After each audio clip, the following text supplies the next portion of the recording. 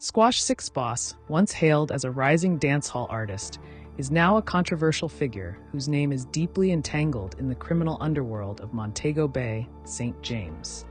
Known for his commanding presence and musical influence, Squash's reputation has shifted from entertainer to alleged gang mastermind, a man whose lyrics and lifestyle now appear inseparable from violence.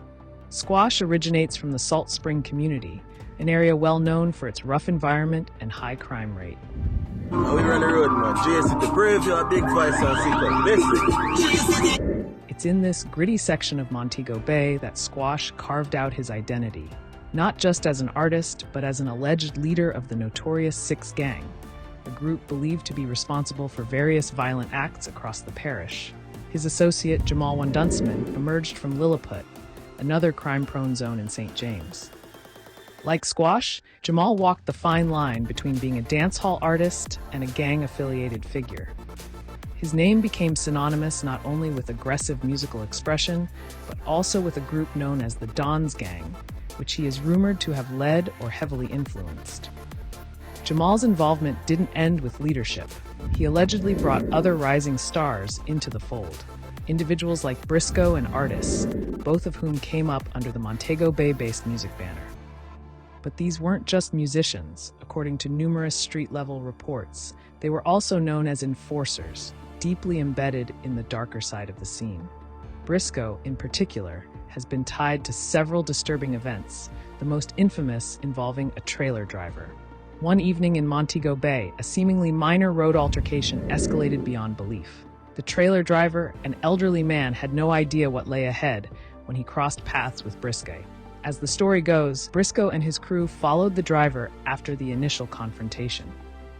Once the elderly man stopped his vehicle, a verbal altercation broke out, which quickly turned violent. Brisco's crew, described as armed and aggressive, allegedly assaulted the man. Fearing for his life, the elderly driver abandoned his truck and fled into the surrounding bushes. He narrowly escaped what could have been a fatal encounter.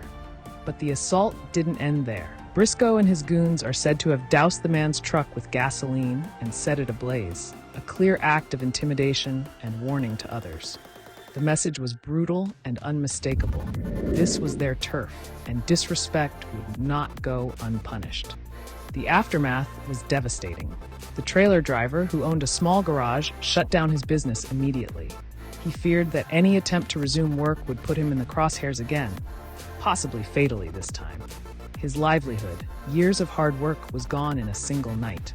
Meanwhile, Squash was building not only his music career, but reportedly an international operation. After relocating to the US, he came under the radar of federal authorities. Today, he sits in a Miami detention center, facing federal charges for his alleged involvement in transnational crime. Squash is accused of smuggling firearms, referred to in the streets as straps, from Miami into Montego Bay. These weapons, once in the wrong hands, fueled a surge in violent crime across St. James, prompting local law enforcement to implement curfews and launch anti-gang operations. It wasn't just gun running that put Squash in the hot seat. His connections back in Jamaica never faded. While abroad, he reportedly maintained regular contact with his gang members and allegedly orchestrated hits and operations from across the ocean. One of the most chilling stories tied to Squash is the case of Mad Dog 6, a close affiliate and once loyal friend. Mad Dog had left Montego Bay for an extended period, possibly in an attempt to escape the chaos and live a quiet life. However, one day he received a call from Squash, asking him to return to Montego Bay to take care of some business. Trusting Squash, Mad Dog came back, unaware that he was walking into a death trap. What happened next remains partially shrouded in rumor and street talk, but the end result is clear. Squash allegedly set up a plan involving his 6 goons to eliminate Mad Dog 6. It was a betrayal that shocked even the hardened circles within Montego Bay. The motive? Some believe Mad Dog had started questioning Squash's moves, or perhaps he had become too powerful in his own right. Either way, Squash reportedly saw him as a liability, and in that world, liabilities don't last long. Mad Dog 6 was killed in Montego Bay not long after his return. It was a death that rocked the community and further reinforced Squash's reputation as a ruthless figure willing to sacrifice even his closest allies to maintain control. Those close to Squash say he has no real love for the youth in the streets, despite his influence over them. Instead of uplifting them through music and mentorship, he's accused of pulling them deeper into crime.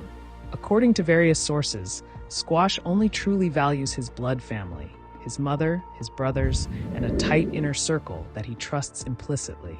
Everyone else, even those who once called him friend, are seen as expendable. Blamdum, a known TikToker and early associate of Squash, is said to have distanced himself early enough to avoid that fate. Blamdum reportedly saw the red flags: the pressure to get involved in criminal operations, the constant danger, and the paranoia.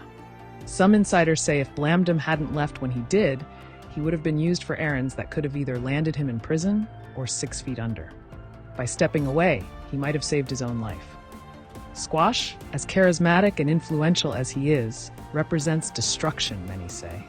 His presence in the community brought not opportunity, but fear. For every young man who saw him as a role model, there were others who saw him as a curse. Jamal1Dunceman isn't too far removed from this reputation either. His role in nurturing artists who also acted as soldiers in the Don's gang paints a picture of a man who knew exactly what he was building.